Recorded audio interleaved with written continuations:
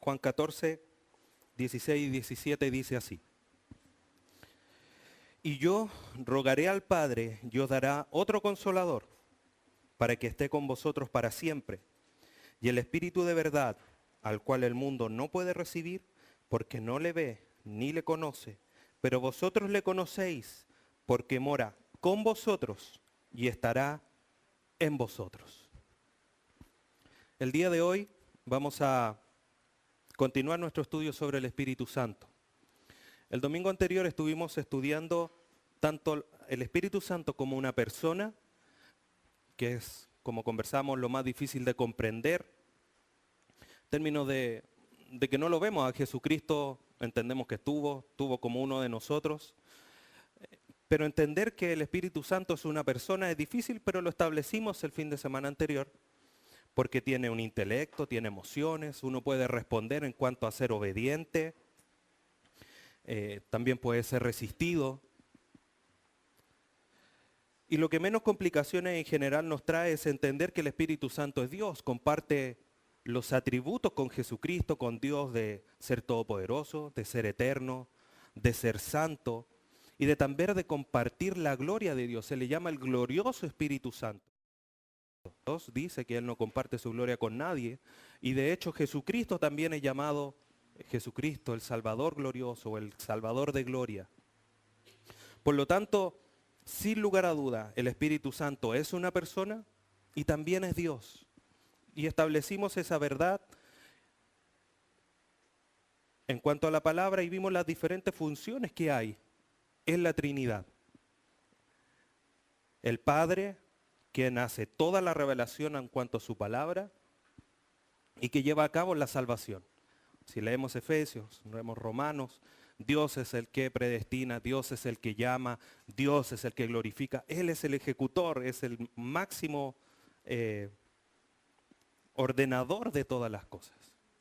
El Hijo es el que vino a ser el medio, el que se encarnó para ser nosotros salvos, para que esa salvación que Dios había establecido se pudiera hacer realidad en nosotros. Y Dios, el Espíritu Santo, es el que mora ahora en nosotros, trabajando en nuestra santificación, en nuestro llegar a ser como Jesucristo, el llegar a la estatura del varón perfecto y también para iluminarnos en cuanto a lo que la palabra dice. La revelación ya pasó, hoy día nosotros no vamos a recibir revelación, no va a haber una inspiración para nosotros del Espíritu Santo porque el Espíritu Santo ya inspiró a los apóstoles, a los profetas, para que la palabra de Dios fuera establecida. Lo que nosotros hoy día nos toca es recibir la iluminación del Espíritu Santo para comprender lo que la palabra de Dios dice. Por lo tanto, hoy día, que vamos a ver la segunda parte, vamos a ver esa obra del Espíritu Santo. Ya vimos quién era, ahora vamos a ver la obra. Y lo primero que tenemos que comprender es que el Espíritu Santo no solamente aparece en el escenario bíblico del panorama de lo que la narrativa bíblica nos dice, en el momento de hecho, por ejemplo, cuando desciende en forma de lengua de fuego, cuando en el bautismo de Jesucristo, sino que el Espíritu Santo obra desde la creación hasta el final. Y lo vamos a ir viendo. Y lo primero que vamos a establecer es que estuvo presente y de alguna forma estuvo actuando en la creación. Vamos a Génesis capítulo 1.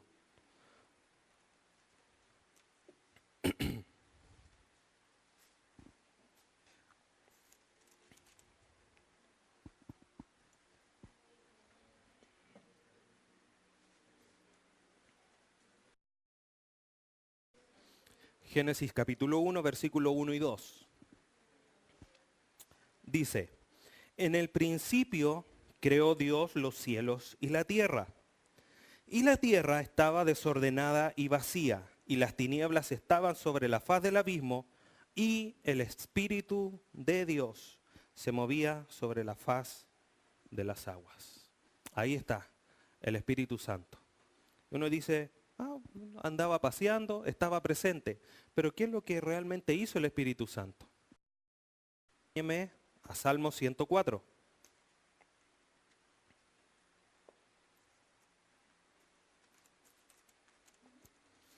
Salmo 104, versículos 29 y 30.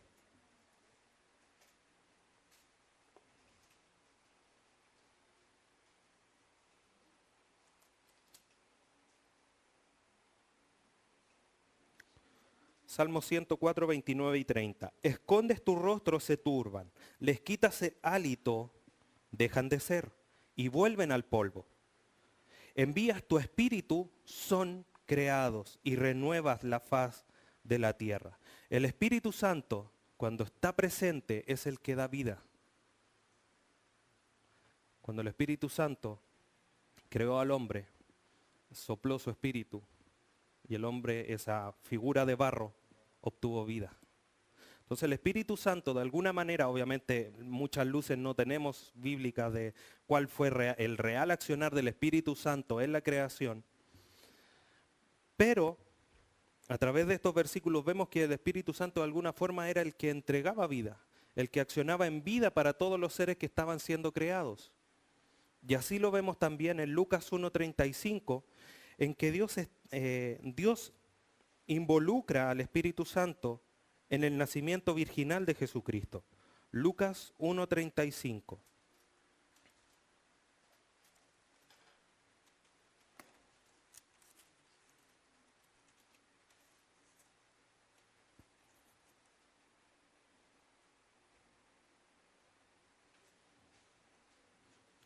Lucas 1:35. Respondió el ángel, le dijo, el Espíritu Santo vendrá sobre ti, el ángel hablando a María, y el poder del Altísimo te cubrirá con su sombra, por lo cual también el santo ser que nacerá será llamado Hijo de Dios. El Espíritu Santo entregando vida, creando vida. Aquí ejemplificado en el nacimiento virginal. Por lo tanto, en la creación el Espíritu Santo podríamos pensar que tuvo esta misma acción entregando vida a lo que estaba siendo creado. Por eso se paseaba, estaba ahí presente. Ahora, no solamente está presente en la creación y de ahí se salta hasta el final, sino que también está presente en la obra de Jesucristo, testificando de Cristo mismo. Vamos a el Evangelio de Juan capítulo 15.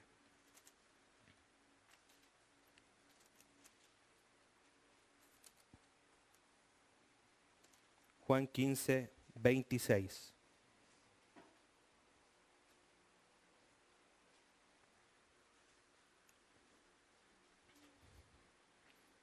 Juan 15, 26. Pero cuando venga el Consolador, a quien yo os enviaré del Padre, el Espíritu de verdad, el cual procede del Padre, Él dará testimonio acerca de mí. ¿Quién es el que está hablando? Jesucristo. Cristo, Jesús. Y Él dice que el Espíritu Santo va a llegar al hombre y el hombre va a dar testimonio de Él, va a decir, ese es el Salvador.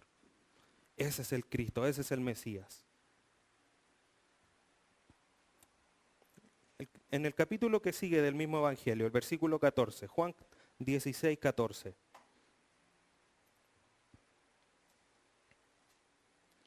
Él me glorificará, porque tomará de lo mío y os lo hará saber. El Espíritu Santo tomará de Jesús y nos hará saber a nosotros que es Jesucristo. Sigue testificando de Él mismo. Y el versículo 13, el anterior. Pero cuando venga el Espíritu de verdad, Él os guiará a toda verdad, porque no hablará por su propia cuenta, sino que hablará todo lo que oyere y os hará saber las cosas que habrán de venir.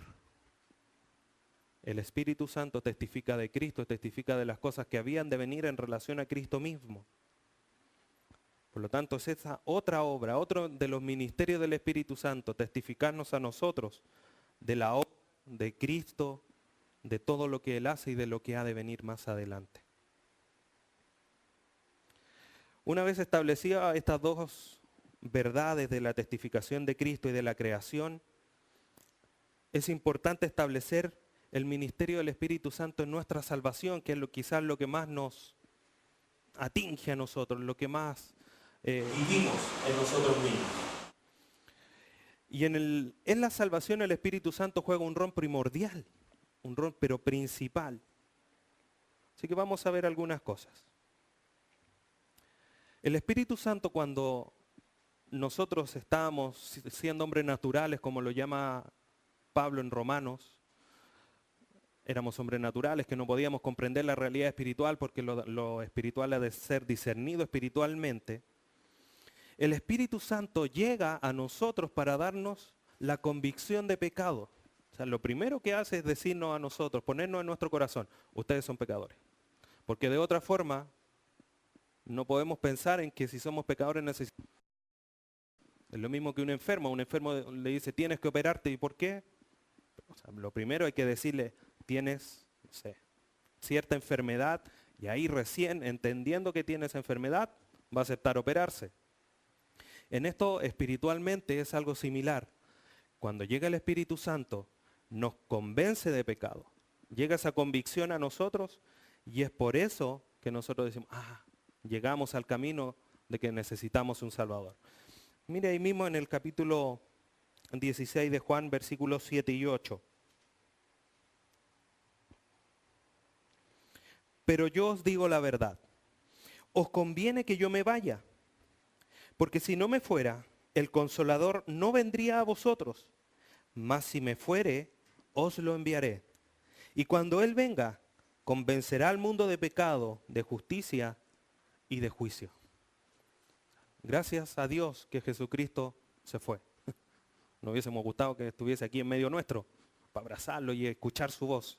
Pero gracias a Dios se fue porque llegó el Espíritu Santo, quien nos llegó y nos puso en nosotros la convicción de pecado, de que era necesaria la justicia y de que había un juicio y que nosotros no podíamos hacer nada y que necesitábamos un Salvador.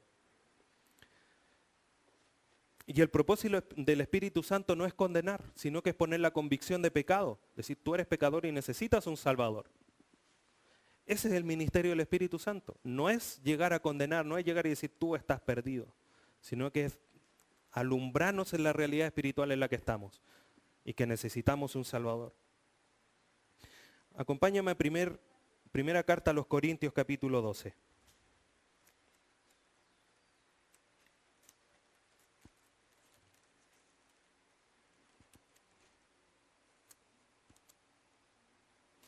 Primera carta a los Corintios capítulo 12, versículo 3.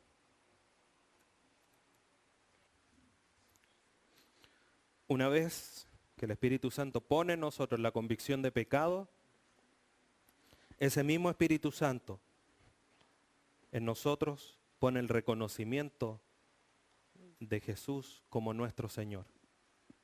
Lo que dice 3 de primera carta a los Corintios. Por tanto, os hago saber que nadie que hable por el Espíritu de Dios llama anatema a Jesús, y nadie puede llamar a Jesús Señor, sino por el Espíritu Santo.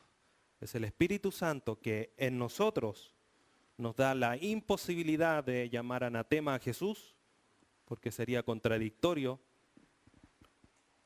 sino que también nos da esa imposibilidad, pero también nos da la posibilidad de llamar a Jesús Señor.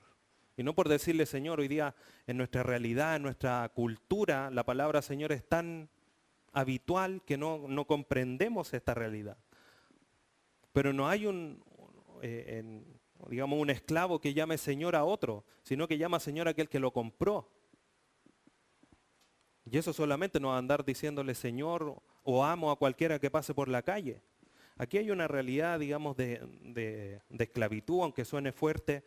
En la realidad del primer siglo, en la iglesia primitiva, por lo tanto, hablar de Señor es alguien que tiene autoridad sobre uno. En esta generación nadie quiere que nos lo manden. Yo hago lo que quiero, yo me mando solo. En cambio aquí el Espíritu Santo es el que nos capacita para llamar a Jesús Señor en la realidad de nuestro espíritu, decirle, tú eres la autoridad de mi vida. Reconociéndolo eso obviamente como nuestro Salvador, como aquel que murió en la cruz por nosotros. Y después de que nos convence de que podemos llamar a Jesús Señor, nos regenera, nos hace una nueva persona. Vamos a Tito. Después de Timoteo, Tito capítulo 3.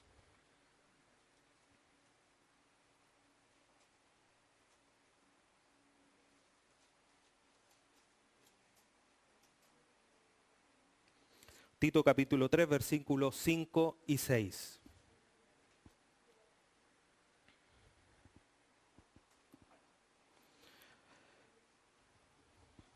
Vamos a leer del versículo 4 para comprender la idea. Tito 3, versículo 4. Pero cuando se manifestó la bondad de Dios, nuestro Salvador, y su amor para con los hombres, nos salvó. No por obras de justicia que nosotros hubiésemos hecho, sino por su misericordia, por el lavamiento y por la renovación en el Espíritu Santo, el cual derramó en nosotros abundantemente por Jesucristo nuestro Salvador. La salvación, cuando recibida de parte de Dios por el creyente, trae una limpieza divina de pecados y el regalo de la vida nueva, de la vida eterna. Es generada por el Espíritu, investida por el Espíritu y protegida por el Espíritu. Lo vamos a ir desarrollando estas ideas más adelante. Nos hace hijos de Dios y herederos de Dios. Y esto es la esencia del nuevo nacimiento. Ya nosotros dejamos lo viejo, el viejo hombre, nos vestimos del nuevo, el que es de Dios, a su palabra. Y es el Espíritu Santo el que va actuando en nosotros, regenerando nuestra mente, nuestro accionar, nuestro corazón. Y el Espíritu Santo cuando llega a nuestra vida, no llega, actúa y se va. Que es como actuaba en el Antiguo Testamento, y aquí hay que ser sumamente claro. Por ejemplo, en Sansón bajaba el Espíritu, le daba el poder, destruía todo y después se iba el Espíritu Santo, y por eso Sansón hizo lo que hizo. Y así con todos los hombres en el Antiguo Testamento. El ministerio del Espíritu Santo en el Antiguo Testamento llegaba, capacitaba y se retiraba. Pero no así en el Nuevo Testamento, en el Nuevo Pacto, desde Hechos en adelante. De hecho, Jesucristo, lo leímos ahí en Juan 16, el que mora con vosotros y estará en vosotros. Ahí hace la distinción. Está en medio de ustedes, como en el Antiguo Pacto, pero estará en ustedes después que yo me vaya. Por lo tanto, el Espíritu Santo en este tiempo mora dentro de cada creyente. El Espíritu Santo llega y hace su habitación en el corazón del hombre. Romanos capítulo 8.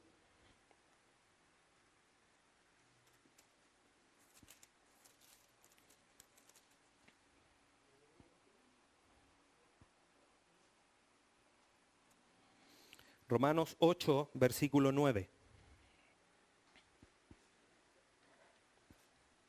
Mas vosotros no vivís según la carne, sino según el Espíritu. Si es que el Espíritu de Dios mora en vosotros. Y si alguno no tiene el Espíritu de Cristo, no es de él. ¿Qué dice?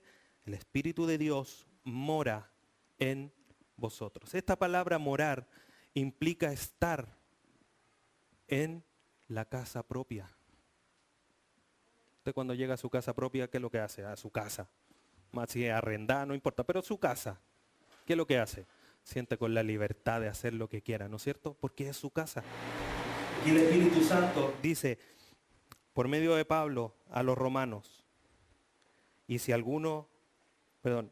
es que el Espíritu de Dios mora en vosotros, si es que el Espíritu Santo está viviendo como en su propia casa.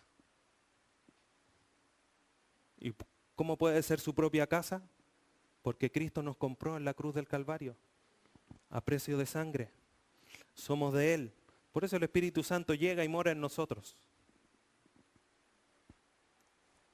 Y esto es una realidad a lo largo de la palabra en Corintios, que somos templo del Espíritu Santo. Mora en nosotros. Así como en un momento cuando construyeron el primer templo, descendió la presencia de Dios y moró en el templo. así nosotros, el Espíritu Santo descendió y mora en nosotros. Vamos a hablar más adelante del bautismo y del sello del Espíritu Santo, que son dos temas bien controversiales y que es necesario aclarar. Y cuando el Espíritu Santo mora en nosotros, cuando está activo en nuestro corazón y no lo contristamos, como vimos la semana pasada, que era una de las opciones, o le obedecemos o lo contristamos. Pero en la medida que no lo contristamos, el Espíritu Santo activa en nosotros en santificación. Primera carta de Pedro, capítulo 1.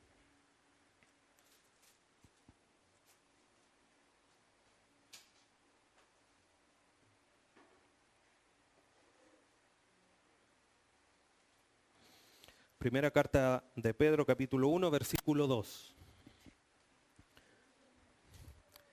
Dice, elegidos según la presencia de Dios, Padre, en santificación del Espíritu, para obedecer y ser rociados con la sangre de Jesucristo, gracia y paz os sean multiplicadas. El Espíritu Santo llega a nosotros para santificarnos. ¿Qué es santificar? Es consagrar y apartar. Todos tenemos algo en la casa que lo tenemos ahí. Este tazón es para tomarme mi café y que nadie más lo ocupa y que no le eche ni leche, ni té, ninguna otra cosa, ni consomé, ninguna cosa, porque es para mi café. Eso está consagrado, por ponerlo para entenderlo. Cuando el Espíritu Santo llega al corazón del creyente, el Espíritu Santo actúa en nosotros para santificación, para separarnos del mundo, de lo pecaminoso, y ponernos y apartarnos para Dios. El objetivo de la santificación es ser hecho semejante a Dios, a Jesucristo.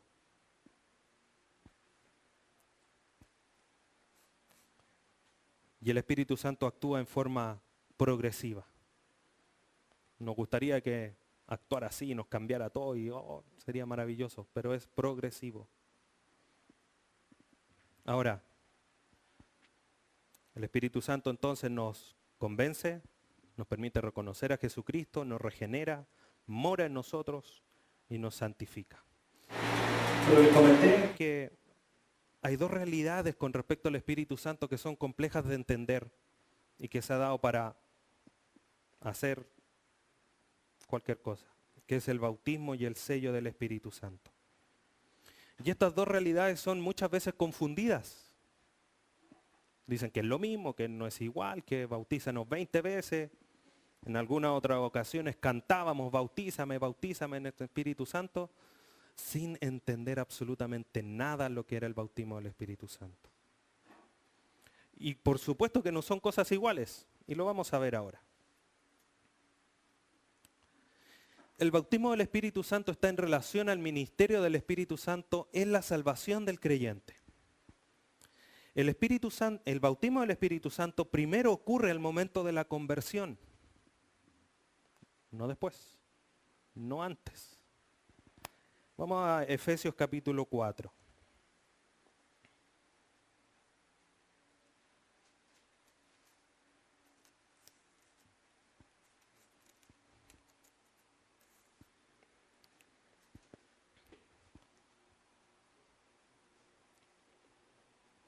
Efesios capítulo 4, del 4 al 6.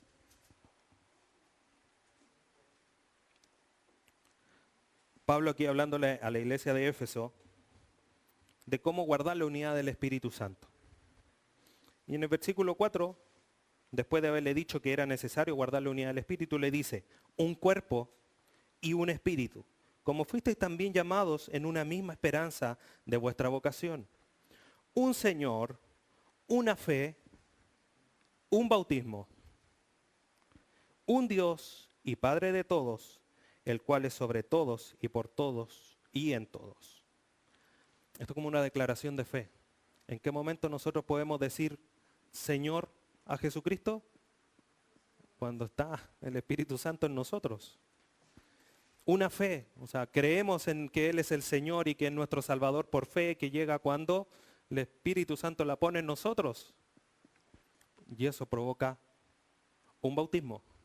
no 2, no 3, 4, ni 7, ni cuanto algún falso profeta diga.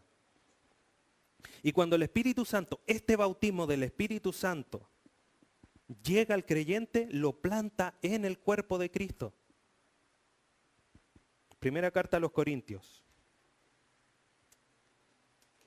capítulo 2.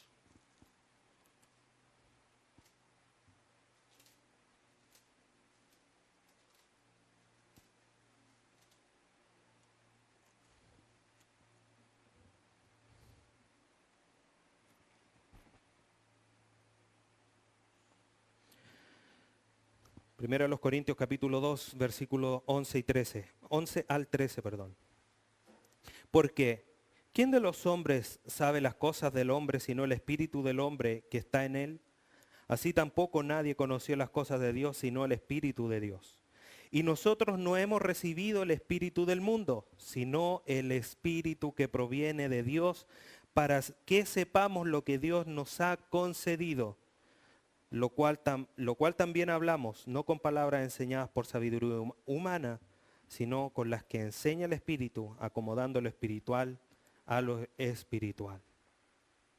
Aquí el Espíritu Santo nos dice las cosas que hemos recibido, el ser nuevas criaturas, el ser regenerados, el reconocer a Cristo, el que estamos en una correcta relación con Dios, ya no somos enemigos, sino que estamos en paz con Dios, reconciliados con Él. Y no solamente nos permite comprender la realidad, aquí cuando dice acomodar lo espiritual a lo espiritual, no quiere decir que aquí vamos acomodando, a ver cómo lo tiene que decir, que lo espiritual, aquella nueva criatura que es hecha mediante el Espíritu Santo, va comprendiendo la realidad espiritual que está plasmada aquí, acomodando nosotros a lo espiritual real, no que acomodemos esto a nosotros, ¿ya? Entonces, llega el bautismo y ocurre en el momento de la conversión, planta el creyente en el cuerpo de Cristo y nos pone un sello. Yo creo que todos hemos visto cuando marcan a los animales, un fierro caliente y en toda atrás. De solo verlo nos llega a doler. Efesios capítulo 1.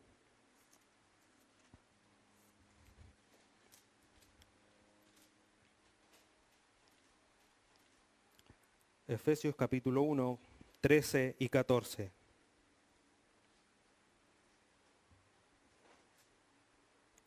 En él, también vosotros, habiendo oído la palabra de verdad, el evangelio de vuestra salvación, y habiendo creído en él, fuisteis sellados con el Espíritu Santo de la promesa, que es las arras de nuestra herencia hasta la redención de la posesión adquirida para la alabanza de su gloria. Nos pone un sello. Dice, llega a nosotros, nos convierte, nos pone en Cristo, nos pone un sello. Y de ahí no podemos movernos, porque estamos sellados en Cristo.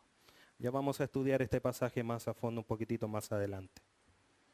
Ahora, bautizar significa literalmente en el griego sumergir o ser inmerso en.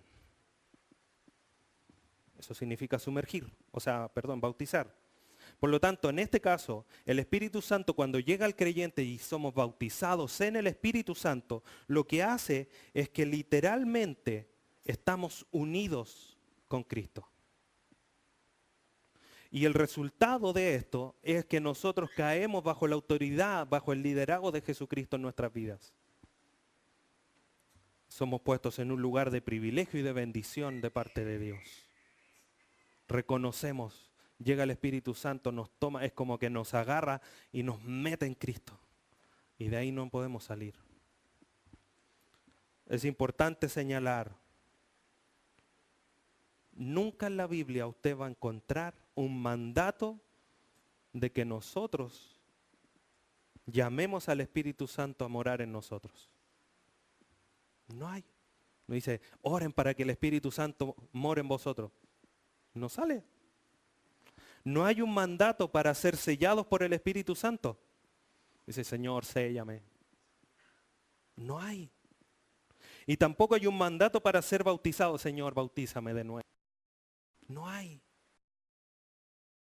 El bautismo en el Espíritu Santo es algo que Dios hace. No lo hace el hombre, no lo pide el hombre.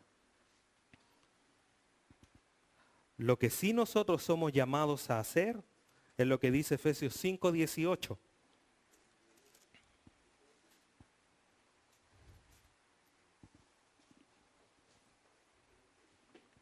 Efesios 5:18. No os embriaguéis con vino, en el cual hay disolución. Antes bien, sed llenos del Espíritu. Mandato para nosotros hoy día.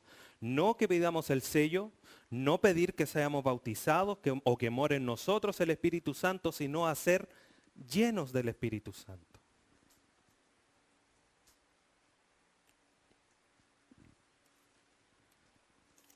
Leíamos en Efesios 13:14 que el Espíritu Santo viene a morar en el creyente para asegurar y preservar nuestra salvación.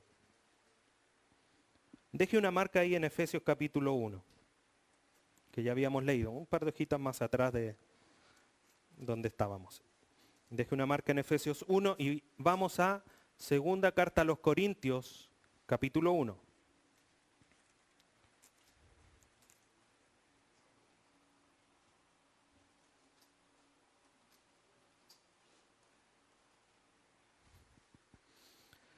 Primera carta a los Corintios, capítulo 1, versículos 21-22.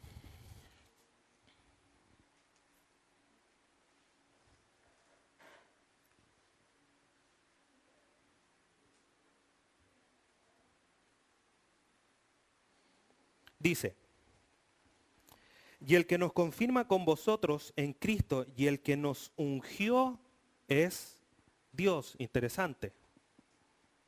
Muchos andan hablando de que el ungido, no toquéis al ungido. Y aquí dice que el que nos ungió es Dios, hablando de todos. El cual también nos ha sellado y nos ha dado las arras del Espíritu en nuestros corazones. Esta palabra arras, que se repite en Efesios, versículo 14, que es las arras de nuestra herencia hasta la redención. Esta palabra arras significa garantía o promesa. Y tiene el ejemplo o la connotación de cuando uno hace un compromiso de compra-venta. Uno firma y deja un adelanto, ¿cómo se llama? Un pagaré, un abono, y uno asegura la compra de lo que sea, de un auto, de una casa, generalmente las cosas más grandes. Y eso a nosotros nos da la certeza de que la casa esa, ese departamento, esa casa, ese vehículo es nuestro, porque yo ya lo compré, puse ahí el abono y puse mi firma. Y sabemos que en 2, 3 meses más o cuando terminen de construirlo o cuando llegue la automotora, esa que estoy comprando es mío, de nadie más. Cuando el Espíritu Santo llega a nuestro corazón, es la garantía de que cuando Cristo venga, nos vamos a ir con Él. Es la promesa. Dice, yo voy a venir por ustedes, yo voy a volver, los voy a sacar de acá y los voy a llevar a la eternidad. ¿Y cómo estamos seguros? Porque el Espíritu Santo es la zarra, es la garantía, es la promesa de que Él va a venir, de que somos posesión de Él. El sello del que Pablo habla aquí en Efesios, versículo 13, el que también vosotros, habiendo oído el evangelio de vuestra salvación y habiendo creído en él, fuisteis sellados con el Espíritu Santo. Se refiere a una marca oficial en ese tiempo. Y era una marca oficial de identificación que se colocaba en las cartas, en los documentos públicos, en los documentos importantes y oficiales del reino. Así el documento quedaba bajo una autoridad auténtica, que no era una copia, era del rey. Y que la persona que ponía decía que lo que ahí decía era verdad.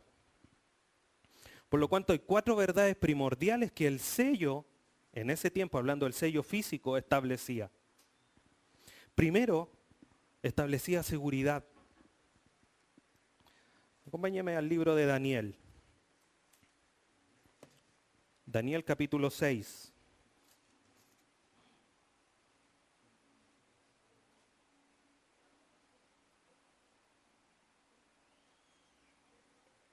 Daniel capítulo 6, versículo 17.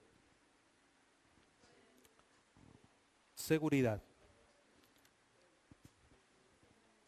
Hablando de las 4 realidades o las 4 verdades primordiales del sello, primero es seguridad.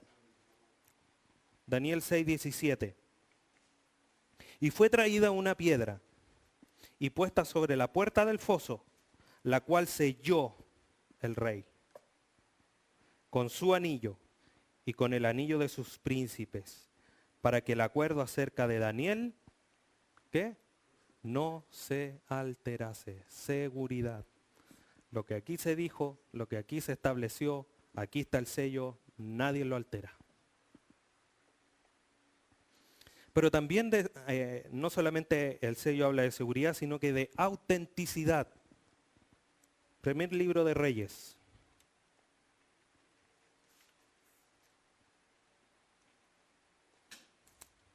Capítulo 21.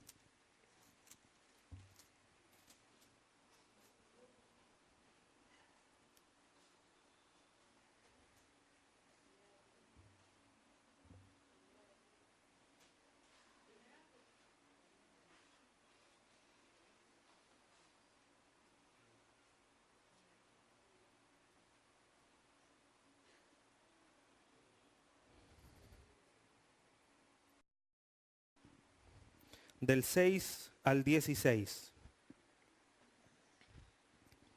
Primer libro de Reyes, capítulo 21, del 6 al 16. Vamos a leerlo completo para comprender bien en cuanto a la autenticidad del sello.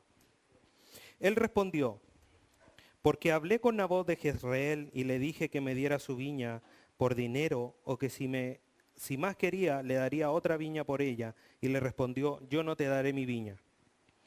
Y su mujer Jezabel le dijo, ¿eres tú ahora rey sobre Israel? Levántate y come y alégrate, y yo te daré la viña de Nabot de Jezreel.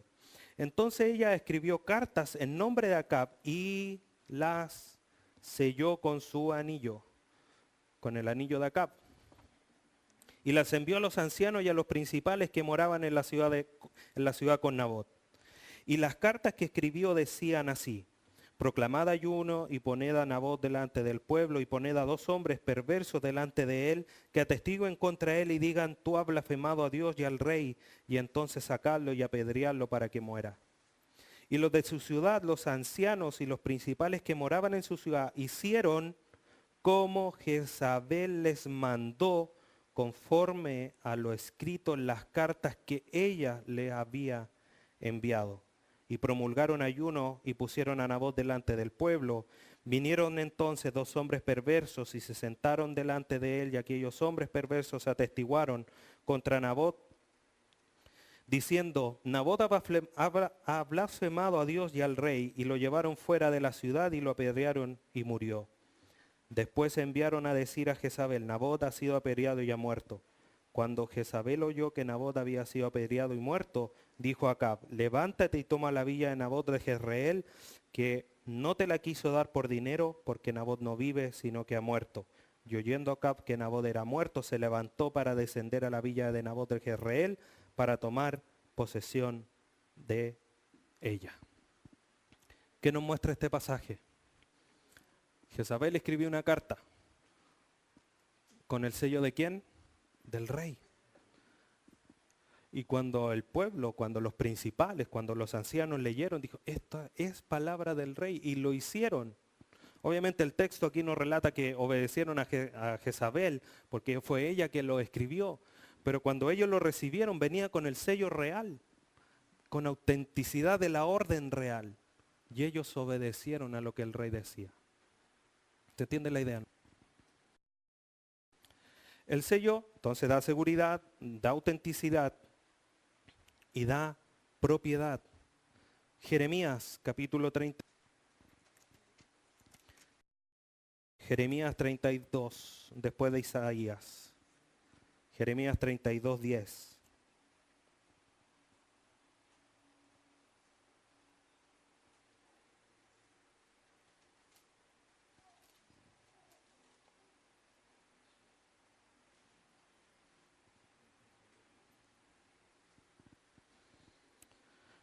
Jeremías 32, 10. Y escribí la carta y la sellé, y la hice certificar con testigos y pesé el dinero en balanza. Tomé luego la carta de venta sellada según el derecho y costumbre y la copia abierta. Estaba haciendo la compra de de un bien, y ahí sellaba la posesión, la propiedad de lo que se estaba comprando, por eso iba acompañado de dinero. Hay una historia también en Esther 8 que nos habla de la autoridad de la carta. La historia relata que cuando, en el capítulo 8, Amán, que le caía y odiaba a los judíos, en nombre del rey redactó una carta y le puso el sello. La carta decía que todos los judíos debían ser muertos, que eran enemigos del reino. Y la historia nos sigue relatando que después el rey dice, yo no puedo decir otra cosa, porque la carta ya está puesta. Ya no puedo decir ahora no lo hagan, porque la carta era autoridad del rey. Lo que tuvo que hacer el rey, la historia nos relata después que el rey tuvo que hacer otra carta para darle permiso a los judíos para que se defendiesen de quienes lo iban a atacar. Y eso nos habla de la autoridad que tenía la carta con el sello. Por lo tanto, hermanos, cuando el Espíritu Santo es dado en nosotros como el sello, es que nosotros tenemos la seguridad de que pertenecemos a Cristo, a Dios, de que ese mensaje que Dios nos está entregando de la promesa es auténtico, no es una mentira, de que somos propiedad de Él, sellados, para que nosotros, como dice Efesios, habiendo creído, sellados en el Espíritu Santo, nuestra herencia hasta la redención de la posesión adquirida. ¿Quiénes son los adquiridos? Nosotros. El sello va a estar puesto hasta cuando seamos redimidos completamente hasta la eternidad. Ahí el sello no va a ser necesario, porque ya vamos a recibir lo que se nos ha sido prometido. Y obviamente el sello tiene la autoridad. Este es mío. Y Satanás y sus huestes no pueden llegar a nosotros, porque somos sellados por el Espíritu Santo. Veíamos en Efesios 5:18 que el mandato para nosotros en esta época no es ser bautizados ni sellados, sino que es ser llenos. Y esta llenura del Espíritu Santo tiene que ver con el ministerio del Espíritu Santo en la vida del creyente, no en la salvación, porque el sello tiene que ver con la salvación. La llenura tiene que ver con ese ministerio del Espíritu Santo en enseñarnos, en iluminarnos las Escrituras, en guiarnos mientras nos sometemos al control del Espíritu Santo. La llenura es mal entendida por muchos, ya lo dijimos. Muchos comprenden que es lo mismo que el bautismo, lo piden, piensan que no es, etc. Pero vamos a ver algunas cositas con respecto a la llenura. Primero, ya hemos visto algunas cosas. ¿Qué es lo que no es la llenura del Espíritu Santo? Ser bautizado por el Espíritu Santo. No es lo mismo. Tener el Espíritu Santo morando en nosotros. Eso no es ser lleno del Espíritu Santo. Ser sellados o asegurados por el Espíritu Santo tampoco es ser lleno del Espíritu Santo. Ahora, por lo tanto, ¿qué es la llenura del Espíritu Santo? La llenura del Espíritu Santo es ceder al control del Espíritu. ¿Cómo es eso? Bueno, dicho sea de paso, la llenura del Espíritu Santo tampoco es una experiencia emocional, así que el domingo llega, nos gozamos todo y terminamos todos llorando, corriendo la silla y todo eso. desórdenes que se hacen? No. La llenura del Espíritu Santo es ceder al control del Espíritu Santo. Es estar bajo su dominio y control total. John MacArthur dice lo siguiente: el llenarse del Espíritu Santo involucra la confesión de pecados, la redención de la voluntad, la rendición de la voluntad, del intelecto, del cuerpo, del tiempo, del talento, de las posesiones y deseos.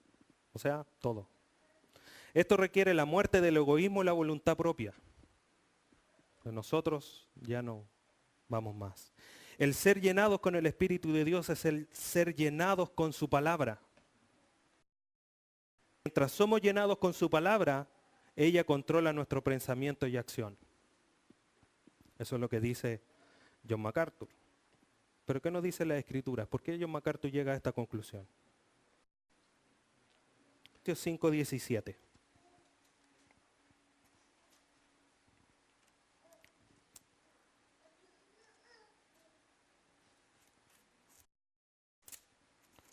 Efesios 5:17 al 19.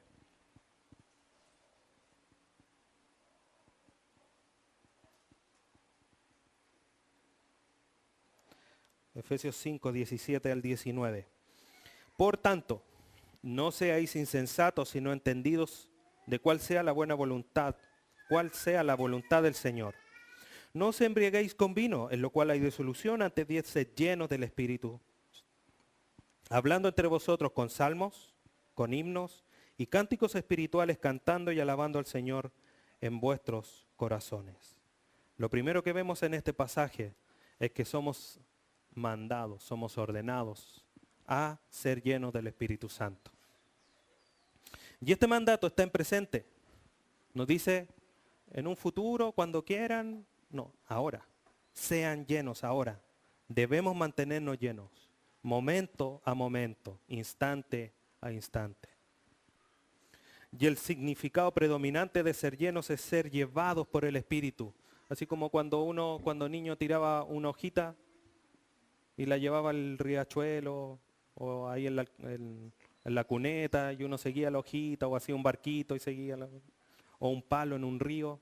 Así debemos ser llevados por el Espíritu Santo. Y esto es comparado con estar embriagado.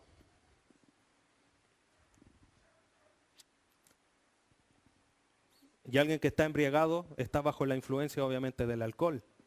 Dice, no os embriaguéis con vino, sino sed llenos, ser embriagados con el Espíritu Santo. Que Él nos controle, que Él nos influencia en nuestra vida. Como lo leíamos, el Espíritu Santo o el ser lleno del Espíritu Santo involucra la confesión de pecado y la saturación de la palabra de Dios. Son dos cosas que no podemos separar. Si caminamos en el Espíritu, no podemos estar en pecado, porque son incongruentes. Gálatas 5:16 lo dice así. Deje una marca ahí en Efesios 5 porque lo vamos a retomar. Vamos a Gálatas 5.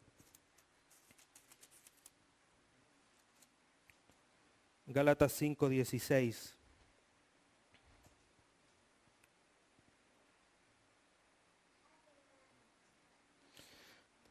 Gálatas 5:16 dije, digo pues, andad en el Espíritu y no satisfagáis los deseos de la carne, porque el deseo de la carne es contra el Espíritu y el del Espíritu es contra la carne. Y estos se oponen entre sí para que no hagáis lo que quisierais. Entonces, no puede haber alguien que camine en el Espíritu que no haga confesión de pecado, porque no se puede. O andamos en el Espíritu o andamos en los deseos de la carne.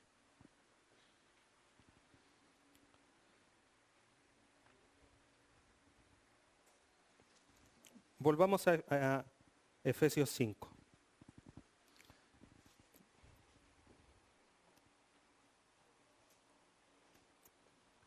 Vamos a leer con atención. Vamos a comparar dos pasajes que nos hablan de cómo nosotros podemos comprender que el ser lleno del Espíritu Santo es lo mismo que ser llenado de la palabra de Dios. Efesios 5, 18 al 22. Vamos a leerlo. Efesios 5, 18 al 22. No os embriaguéis con vino, en lo cual hay disolución, antes bien sed llenos del Espíritu, hablando entre vosotros con salmos, con himnos y cánticos espirituales, cantando y alabando al Señor en vuestros corazones, dando siempre gracias por todo al Dios y Padre, en el nombre de nuestro Señor Jesucristo. Someteos unos a otros en el temor de Dios. Las casadas estén sujetas a sus propios maridos como al Señor. Deje una marca aquí en este pasaje y vamos a Colosenses capítulo 3.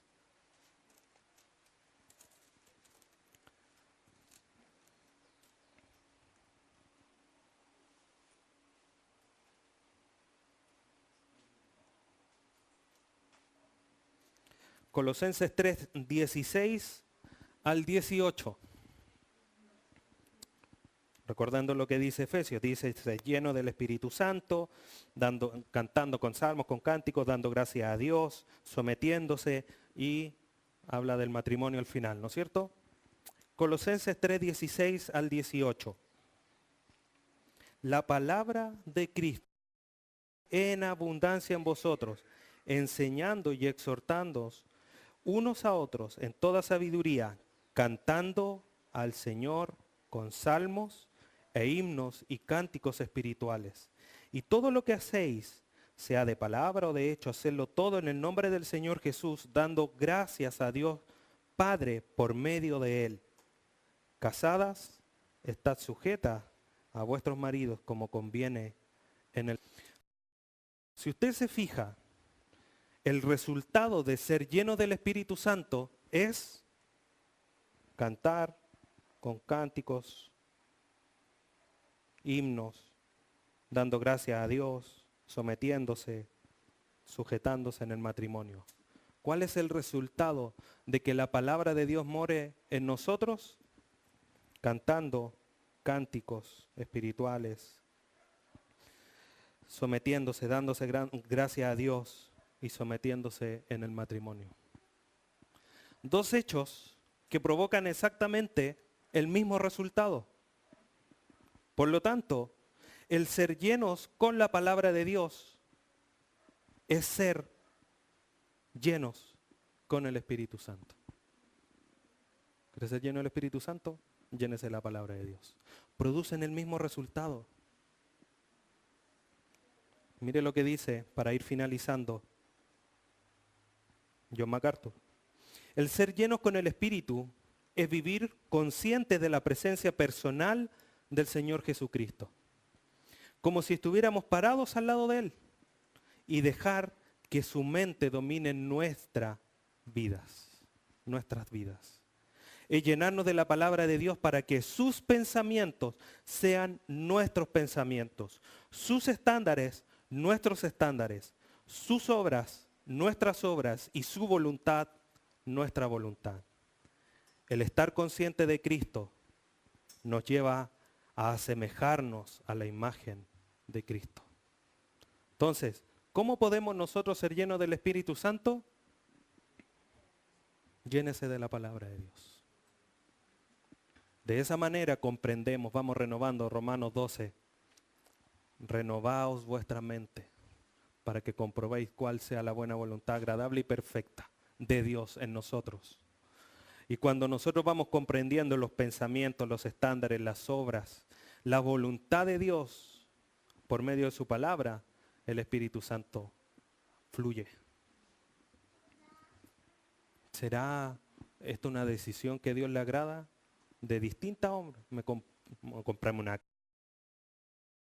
Esta carrera es la que tengo que estudiar. Esta es la mujer para el resto de mi vida o el hombre para el resto de mi vida. ¿Quieres saber eso?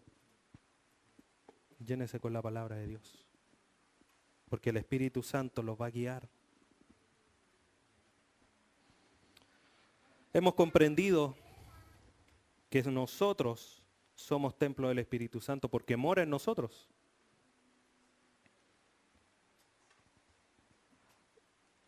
¿Y cómo nosotros debemos responder a esta realidad entonces? De que hemos sido bautizados, de que hemos sido sellados, de que hemos sido o que debemos ser llenos del Espíritu Santo?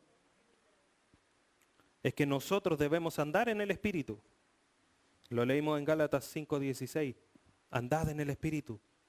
Y ese andar habla de una acción continua que involucra un progreso. Nadie que camina está siempre en el mismo lugar. Dice, hoy voy caminando para tu casa, 3 años más. ¿Hoy dónde estoy? No, estoy en el mismo lugar, pero voy caminando. Es ilógico. Alguien que camina avanza. Por lo tanto, si andamos en el Espíritu, tenemos que avanzar. Es una acción continua, tenemos que ir hacia adelante. Y para esto nosotros debemos exhibir los frutos del Espíritu. O el fruto del Espíritu, mejor dicho. Gálatas 5:22.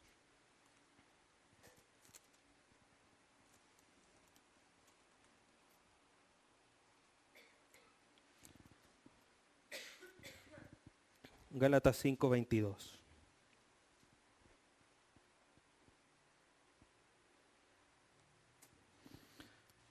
Solo un comentario. En el versículo 19 dice, y manifiestas son las obras de la carne. O sea, las que enumera a continuación son todas las obras. Cualquiera de esas pueden ser la obra de la carne.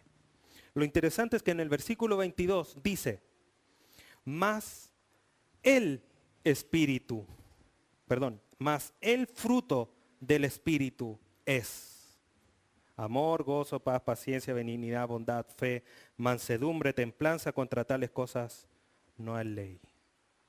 ¿Por qué a la obra de la carne dice las obras de la carne y en el Espíritu dice el fruto del Espíritu?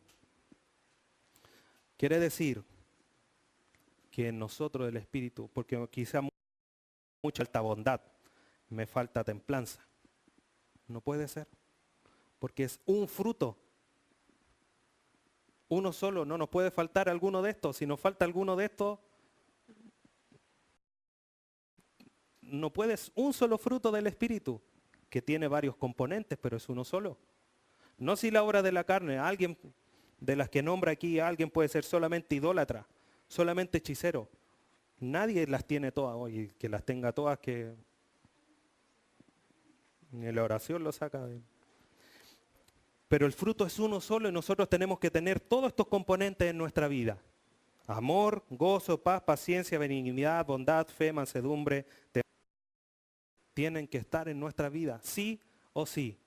No es que, no, yo tengo 8, me falta el último, pero tengo 8 ya. No, todos. Es el fruto del Espíritu. ¿Cuánto hay aquí? ¿Cuántos frutos? 9. ¿Cuántos son los frutos del Espíritu?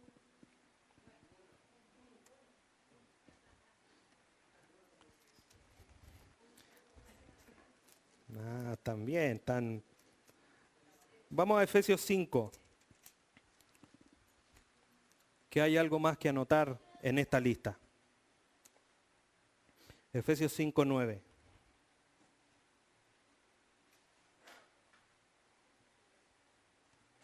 ¿Son 9 elementos del fruto del Espíritu o son más? Mira lo que dice Efesios 5:9. Porque el fruto del Espíritu es en toda bondad, justicia y verdad. La bondad ya estaba en el otro listado de Gálatas, por lo tanto, si tuviéramos que leer, el fruto del Espíritu es amor, gozo, paz, paciencia, benignidad, bondad, fe, mansedumbre, templanza, justicia y verdad. Y nosotros al mirar los frutos del Espíritu, si tuviéramos que ponerlos en una persona, ¿a quién vemos? A Cristo. ¿Quién más es amor, gozo, paz, paciencia? Todo lo que aquí nombra. Es Cristo. Cuando nosotros damos el fruto del Espíritu, lo que estamos haciendo es asemejarnos a Cristo. Como dice, o como lo leímos recién, John MacArthur, el estar consciente de Cristo nos lleva a asemejarnos a la imagen de Él, de Cristo, de Jesús. Cuando damos el fruto del Espíritu, estamos mostrando que el Espíritu Santo mora en nosotros y que nos está santificando, llevando a la imagen de Cristo. Ahora, pregunta para finalizar y de quedar meditando. ¿Estamos viviendo por el Espíritu, caminando por el Espíritu, de manera de manifestar que Él mora en nosotros, fruto de Él?